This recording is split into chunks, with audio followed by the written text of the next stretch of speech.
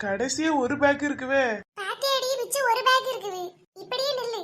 பாவுண்டி ரொம்ப தூரத்துல இருந்து வந்த தேவை. அந்த ஒரு பேக் தானே நம்ம ரெண்டு பேரும் எடுத்துட்டு போவோம். சும்மா இரு. என்னால தூக்க முடியாதுப்பா.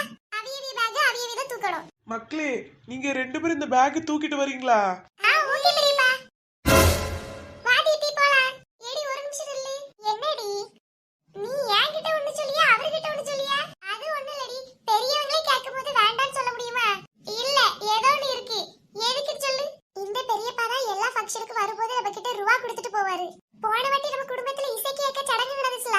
நீ அன்னைக்கு வரல. நான் போனேன். அப்ப என்ன பார்த்துட்டு 500 ரூபாய் கொடுத்தாருடி. எது 500 ரூபாவா? ஆமாடி. என்னாலே நம்ப முடியல.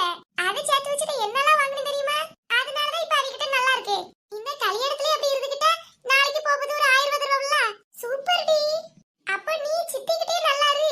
அவிய ஒரு 500 ரூபாய்ல 1500 ரூபாய் சேர்த்து வச்சிரலாம். அது வேற கஞ்சி பிசுறாரி. பேக்ல இருந்து ஒரு 10 பைசா எடுத்து தர மாட்டான். அப்ப நீ சித்தப்பா தான் ஒருத்தங்கற. சித்தி வேஸ்ட். ஆமா. அப்ப சரி. இனி எப்படி பெரியப்பாவை கவனிக்கிறேன் மட்டும் பாரு. ஓ, நீயும் வாங்க முடிவு பண்ணிட்டியா? மக்களே, இந்த ஒரு பேக் மட்டும் வச்சுக்கிடுறீங்களா? இத வந்துட்டே சித்தப்பா. அட பாவி. இப்படி உடனே